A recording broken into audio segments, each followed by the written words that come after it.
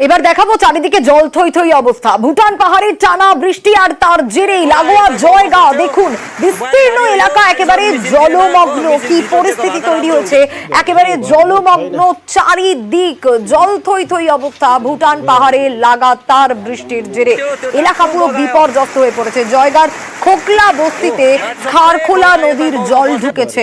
এই অবস্থায় সেখানকার মানুষজন কিভাবে দিন কাটাচ্ছে রাজকুমারের কাছ থেকে জানবো। রাজকুমার, স্থানীয় প্রশাসন কি ব্যবস্থা নিচ্ছে? দেখো সোনিয়া, আলিপুরদুয়ারে বৃষ্টি নেই, কিন্তু বৃষ্টি না থাকলেও কিন্তু আলিপুরদুয়ার জেলার যে ভুটান সীমান্ত লাগোয়া জয়গাঁ শহর এবং জয়গাঁর যে খোকলা বস্তি তার কিন্তু কোনো নিস্তার নেই। তার কারণ হচ্ছে প্রবল বর্ষণ হচ্ছে ভুটান পাহাড়ে এবং ভুটানে। সেই বর্ষণের ফলে ভুটান পাহাড় থেকে জল অনবরত ধেয়ে আসছে এবং সব থেকে উল্লেখযোগ্য বিষয় হচ্ছে সেই জলের সঙ্গে পাহাড়ের থেকে মাটি, বালি, পাথর সব ধেয়ে আসছে। আজ সকালবেলায় কিন্তু খোকলা বস্তিতে যে খারখোলা নদী, সেই খারখোলা নদীর জল ঢুকে পড়েছে বাড়ি ঘরে। সেই নদীর জল ঢুকে পড়ে, জল সরে গেলেও কিন্তু প্রায় ঘরের ভেতরে এক হাঁটু কাদা বালি জমে গিয়েছে।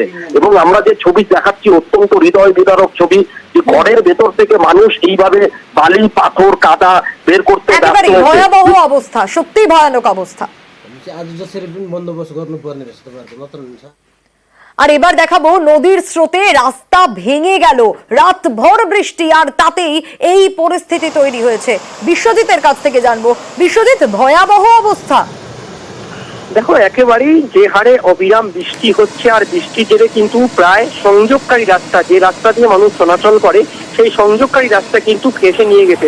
50 মিটার কিন্তু অগভীর গর্ত হয়ে গিয়েছে সেতু থেকে রাস্তা অবধি। এবং এর জেরেই কিন্তু সমস্যায় পড়েছে চা বাগানের বাসিন্দারা।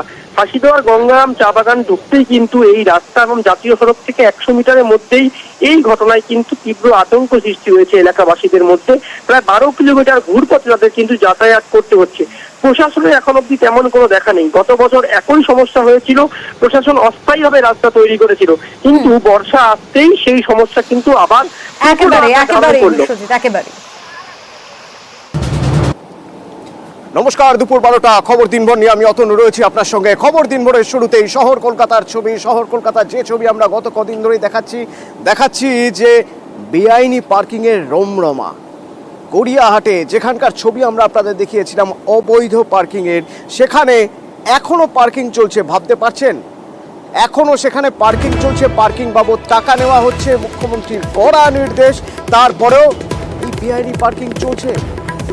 আমার প্রতিনিধি, আমার সহকর্মী অমিত যখন সকালে সেখানে যায়, গিয়ে দেখে যে বেআইনি পার্কিং হচ্ছে। সেই সময়ের ঘটনা একবার আপনাদের দেখাই।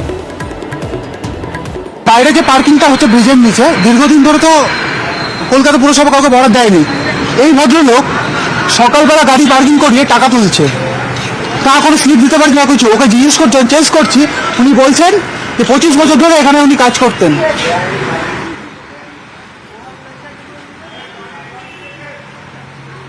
এখানে তো এখন তো লিগাল পুরসভার তেমন কাউকে বরাদ দেওয়া নেই ব্রিজের নিচে। আমি বলতে পারছি না। হ্যাঁ, আমি জানি, আমি কিছু বলবো না। হ্যাঁ, তো টাকা তুলছে তো এখানে। আমি শ্যামা স্যারকে ডাকছি এক মিনিট। পার্কিং করতাম, অ্যাক্সিডেন্টের পরে আমি আর আসি। হ্যাঁ, হেঁটে যাচ্ছিলাম, যাদের জানাশোনা ছিল ফার্ম রোডে থাকেন। হ্যাঁ, মিলে একটা রাত চা খাবি, এই স্যার ছবি তুলে। আপনি পার্কিং চার্জ করছিলেন কেন? হ্যাঁ, পুরসভা থেকে ব্ল্যাক লিস্টেড করে দিয়েছে সাউদার্ন কোম্পানিকে। তার স্লিপ দিয়ে ওরা টাকা তুলছে। এটা টাকা নিচ্ছে পার্কিং এর। এই যে স্লিপ, এটা পরশুদিন আমাকে দিয়েছে, আমার গাড়িতে দিয়েছে। এই যে এইভাবে স্লিপগুলো দিয়ে ওরা টাকাটা নিচ্ছে। তখন আমি বলছি যে কোম্পানিটা তো বন্ধ হয়ে গেছে, সব ক্যামেরাতে পালিয়ে যাচ্ছে। হ্যাঁ, আমি করতাম অ্যাক্সিডেন্টের ভিতরে। কেন তোমার পারমিশন দিয়েছে কর্পোরেশন?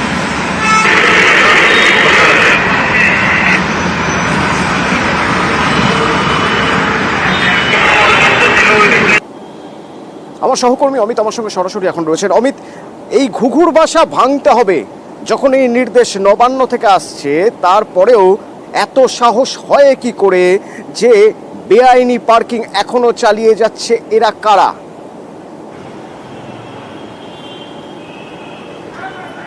একেবারে দেখো বিভিন্ন অজুহাত। আমরা আজকে সকালে সঞ্জয় গুপ্তা নামে একজন পার্কিং কর্মীকে যখন হাতে নাতে ধরেছিলাম, এই গড়িয়াহাটের যে পার্কিং ব্রিজের নিচে অবৈধভাবে যে পার্কিং চলছে, তাকে সকালে যখন আমরা চেঞ্জ করি বা তাকে জিজ্ঞেস করি আপনি কেন টাকা নিলেন, আপনি কি পুরসভার যে লাইসেন্স প্রাপ্ত যে এজেন্সি রয়েছে তার কোনো স্লিপ আপনি দিতে পেরেছেন?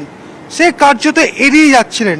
প্রথমে তিনি বললেন তিনি টাকা নেননি। তাকে যখন চেঞ্জ করা হয় যে আপনার ছবি ক্যামেরা ধরা পড়েছে, তখন তিনি বলছেন তিনি দীর্ঘ 25 বছর ধরে গড়িয়াহাট ব্রিজের নিচের এই পার্কিংয়ে তিনি কর্মী, এবং বিভিন্ন সময় বিভিন্ন এজেন্সিকে কলকাতা পুরসভার তরফে বরাদ দেওয়া হয়েছিল। তারা সে সমস্ত সংস্থা এই সমস্ত কর্মীদেরকে কাজে বহাল রেখেছে।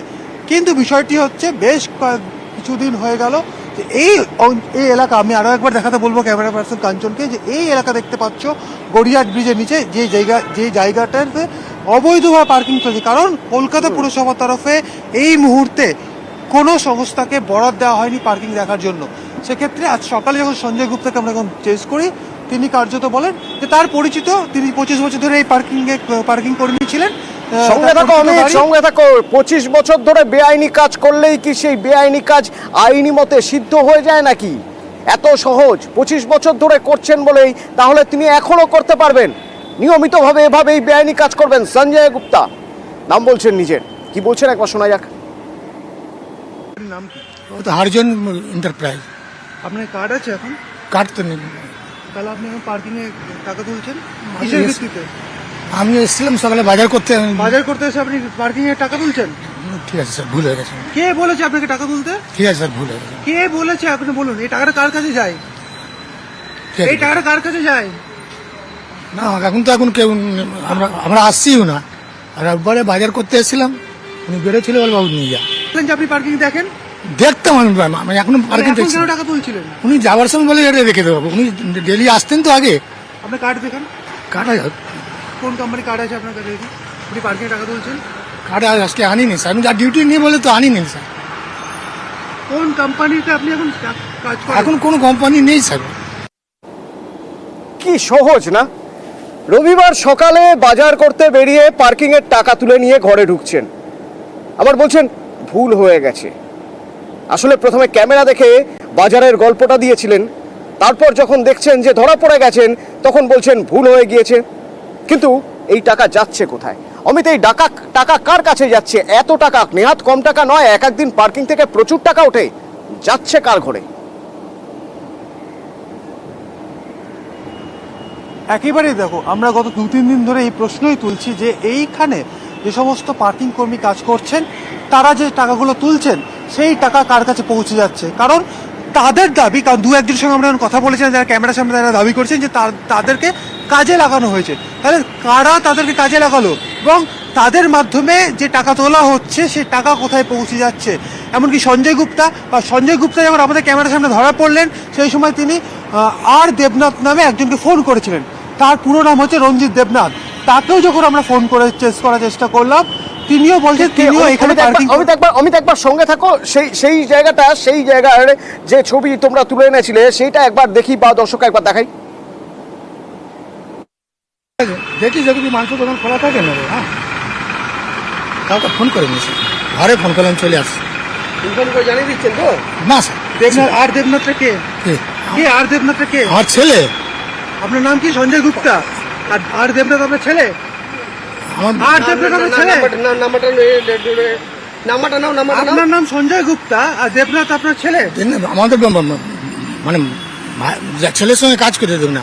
কে এটা? আমার ভাইপো হয়, ছেলের মতন। ছেলের মতো? নাম্বারটা আর দেবনাথের নাম্বারটা দাও, আর নাম্বারটা দাও, নাহলে একটু ট্রাফিক পুলিশকে ডেকে আপনাকে তোলাবো।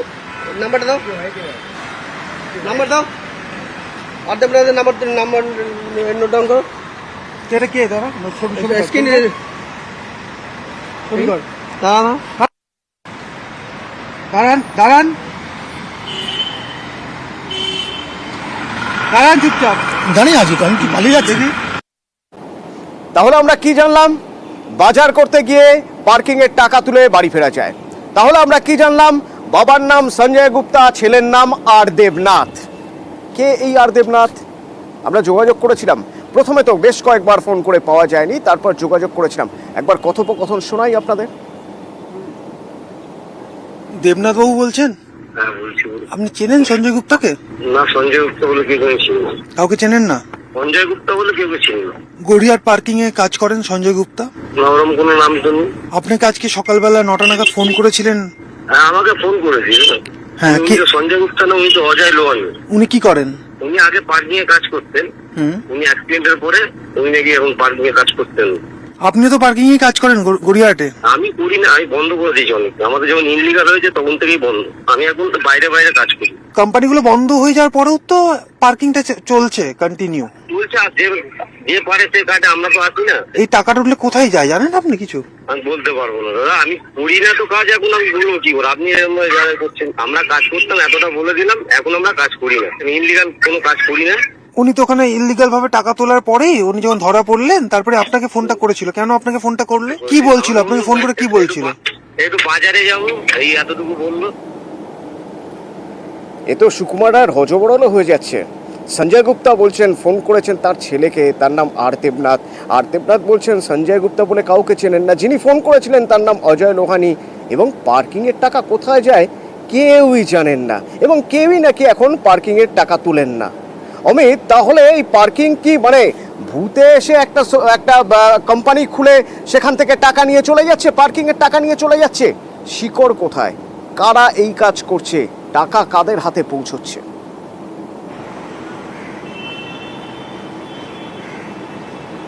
দেখো অতনু, এই প্রশ্ন নিয়ে কিন্তু আমরা গত 3-4 দিন ধরে এলাকাতে একই জায়গাতে বিভিন্নভাবে কিন্তু আমরা চেষ্টা করছি যে এই অবৈধ পার্কিং এর টাকা কার কাছে পৌঁছচ্ছে। কারণ আমাদের সামনে যারা আসছেন, এই সঞ্জয় গুপ্তার মতো লোক বা এর আগে 2 দিন যারা এসেছিলেন, তারা এখানে ফুটপাতে তারা থাকেন, তাদেরকে সামনে রেখে এই পার্কিং ব্যবসা চালানো হচ্ছে।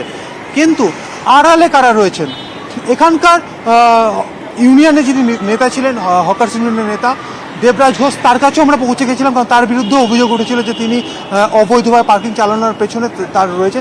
তিনিও কার্যত গতকাল অস্বীকার করেছেন যে তিনি এই পার্কিং সম্পর্কে কিছু জানেন না, তিনি এই অবৈধ পার্কিং নিয়ে বলতে পারবেন না। তবে তিনিও ক্যামেরার সামনে স্বীকার করে নিয়েছেন যে এখানে যে পার্কিং হচ্ছে সেটা অবৈধভাবেই পার্কিং হচ্ছে, কারণ এখানে পুরসভার অনুমোদিত বা লাইসেন্সপ্রাপ্ত কোনো এজেন্সি এই মুহূর্তে পার্কিংয়ের দেখভাল করছে না। অর্থাৎ কোনো মেশিনের মাধ্যমে অনলাইন পেমেন্ট দেওয়ার পরে কোনো স্লিপ প্রিন্ট আউট করা স্লিপ দেওয়া হচ্ছে না। কি দেওয়া হচ্ছে? দেওয়া হচ্ছে বিভিন্ন এজেন্সির নামে বিভিন্ন স্লিপ, যে স্লিপগুলোও কিন্তু ভুয়ো। কারণ গতকাল আমরা দেখেছিলাম যে সাউথ এন্ড এজেন্সির নামে যে স্লিপ দেওয়া হয়েছে, পার্কিংয়ে বিল দেওয়া হয়েছে, এই সাউথ এন্ড এজেন্সি গত 5 বছর আগে বন্ধ হয়ে যায়। কলকাতা পুরসভা তাকে সাসপেন্ড করে দেয়। এমনকি কলকাতা পুরসভার তরফে গড়িয়াহাট থানাতে সাউথ এন্ড এজেন্সির নামে অভিযোগও হয়েছিল। সেই অভিযোগের ভিত্তিতে এফআইআর হয়, তদন্ত করে গড়িয়াহাট থানা, এবং সংস্থার যিনি কর্ণধার ছিলেন গৌতম মুখার্জি, যিনি গত বছর প্রয়াত হয়েছেন, তার বিরুদ্ধে কলকাতা পুলিশের তরফে চার্জশিটও দেওয়া হয়েছে। তাহলে পুরো বিষয়টার পেছনে যে চক্র চলছে, চক্র চালানোর নেপথ্যে কারা রয়েছে, অর্থাৎ আড়ালে থেকে কারা এই চক্রটা চালাচ্ছেন তারই কিন্তু সন্ধান চালানো হচ্ছে। এবং যারা সামনে থেকে যারা টাকা নিচ্ছেন, যাদেরকে টাকা নিতে দেখা যাচ্ছে, তারা তো এখানে কর্মী হিসেবে কাজ করছেন। এই সঞ্জয় গুপ্তার মতো কর্মী, যিনি বলছেন নিজের সত্যি তো মাথাকে সেটা ধরা জরুরি। তবে আমাদের যতটুকু দায়িত্ব, আমাদের যতটুকু সম্ভব আমাদের পক্ষে করা, আমরা সেটুকু করেছি। অমিত যখন প্রথমেই সঞ্জয় গুপ্তাকে দেখলো, যে সঞ্জয় গুপ্তার সঙ্গে কথা বলে মনে হচ্ছে না যে এখানে কোনো আইনি কাজ হচ্ছে, তখনই সঙ্গে সঙ্গে ট্রাফিকের দায়িত্বে থাকা যিনি, তার হাতে তুলে দেওয়া হয়েছে সঞ্জয় গুপ্তাকে। এবং পুলিশ কি বলছে শুনো।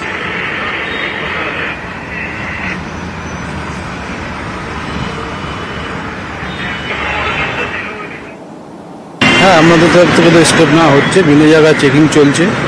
চেকিংয়ে যেগুলো পাওয়া যাবে সবগুলোই, যেগুলো অ্যারেস্ট যেমন আজকে করা হলো এরকমই করা হবে। তো এই জায়গাটা অবাধে চলে যাচ্ছে, কারা এর সঙ্গে যুক্ত রয়েছে? বা আজকে থানায় যখন ওদের হ্যান্ড ওভার করা হয়েছে, নিশ্চয়ই ওরা তদন্ত করবে। তদন্ত করে যেটা আসবে ওরা নিশ্চয়ই ই করবে। আমাদের তরফ থেকে আমরা যেটা ভিজিলেন্স আছে আমরা করবো। চালাচ্ছে এরা পুরো ইলিগাল। এটা আপনারা ধরেছেন, আমরা দেখছি ওটা কি আছে না আছে। থানাও হ্যান্ড ওভার করা হয়েছে ওনাদের, থানা তদন্ত করুক, আসুক, সবাই যেভাবে করা হবে সেভাবে হবে। বীরভূমে ইলাম বাজারে সেখানে তৃণমূলের গোষ্ঠীদ্বন্দ্ব প্রকাশ্যে। কোন দুই গোষ্ঠী, কি হয়েছিল জানবো। ইন্দ্রজিৎ প্রতিনিধি আমার সঙ্গে সরাসরি রয়েছেন। ইন্দ্রজিৎ,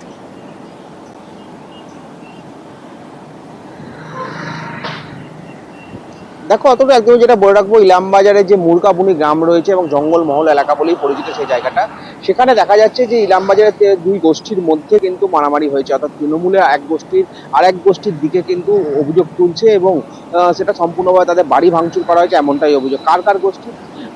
বীরভূম জেলা পরিষদের কর্মাধ্যক্ষ মৎস্য কর্মাধ্যক্ষ রবি মুর্মুর লোকজন নাকি কাজল শেখের লোকজনকে মারধর করেছে এমনটাই কিন্তু অভিযোগ। যদিও তৃণমূল নেতৃত্ব, বীরভূম জেলা তৃণমূল নেতৃত্ব, পাশাপাশি ইলামবাজার ব্লক তৃণমূল নেতৃত্ব জানাচ্ছে এর মধ্যে কোনো গোষ্ঠী দ্বন্দ্বের ব্যাপারই নেই, কারণ তৃণমূলের মধ্যেই কোনো গোষ্ঠী দ্বন্দ্ব নেই। এটা সম্পূর্ণ একটি গ্রাম্য বিবাদ আছে, গ্রাম্য বিবাদকেই বিজেপি ষড়যন্ত্র করে টাকা পয়সা দিয়ে তারা কিন্তু এটা গোষ্ঠী দ্বন্দ্ব হিসেবে বলার চেষ্টা করছে। এর মধ্যে কোনো কিছু নেই এমনটাই কিন্তু জানিয়েছে তৃণমূল নেতৃত্ব। যদিও বিজেপির পক্ষ থেকে দাবি করা হচ্ছে এর মধ্যে তাদেরও কোনো যোগসাজশ নেই, এটা সম্পূর্ণ গ্রাম্য বিবাদ, সেটা নিয়েই কিন্তু পরিপ্রেক্ষিতে এই ঘটনা ঘটেছে। যদিও আমরা কাজল শেখ বা রবি মুর্মুর সঙ্গে কথা বলার চেষ্টা করছিলাম, তারা এই বিষয়ে কোনো কিছু মন্তব্য করতে রাজি হননি। তারা শুধু জানিয়েছেন যে তৃণমূলে কোনো গোষ্ঠী দ্বন্দ্বই নেই বীরভূম জেলা জুড়ে, তারা একটাই গোষ্ঠী, সেটা হচ্ছে মমতা বন্দ্যোপাধ্যায়ের গোষ্ঠী, এমনটাই তারা জানাচ্ছে। ধন্যবাদ। হঠাৎ করে আমাদের উপর হামলা হয়। আমি সন্ধ্যেবেলা রান্না চাপিয়েছি, তখনই হঠাৎ শুনি রাস্তা দিয়ে সব লোকগুলো হেঁটে চলে আসছে, অনেক লোক আসছে, খেলা হবে বলে চিৎকার করছে। আমি ভাবলাম মনে হয় মিছিল করছে, সব রাস্তা দিয়ে যাবে, কিন্তু রাস্তা দিয়ে না গিয়ে সব আমাদেরকে ঘেরাও করে আমাদের দরজাগুলো খুব মারে, ঢিল ছুঁড়ে মারে, উপরে সব ঢিল ছুঁড়ে আছে, সব অ্যাডভেস্টার ভেঙে দিয়েছে, টিনগুলো সব লাঠি মেরে ভেঙে দিয়েছে, আর বলছে আয় বেরিয়ে আয় খেলা হবে, এইভাবে চেঁচাচ্ছিল। সব টিএমসি লোকেরা ছিল। আমরা আগে বিজেপি করতাম, এখন টিএমসি দলেই আছি। তারা কাজল ঘনিষ্ঠ বলছে, এটা সম্পূর্ণ মিথ্যা কথা, কারণ এটা আদিবাসী সমাজের ব্যাপার। তারা সমাজ থেকে, তাদের সমাজের মধ্যে অনেক কিছু আছে যেগুলো আমাদের সমাজের সঙ্গে মিশে না, তার প্রতিবাদ তারা করেছে, এইটুকুই আমরা জানি। এখানে কোনো দলের সম্পর্ক নেই, এখানে বিজেপি, সিপিএম, তৃণমূল কংগ্রেস কোনো কিছু ব্যাপার না। এটা যারা করছে তারা একটা উদ্দেশ্য প্রণোদিত করে ভাবে তারা চাপাবার চেষ্টা করছে তৃণমূল ঘরে।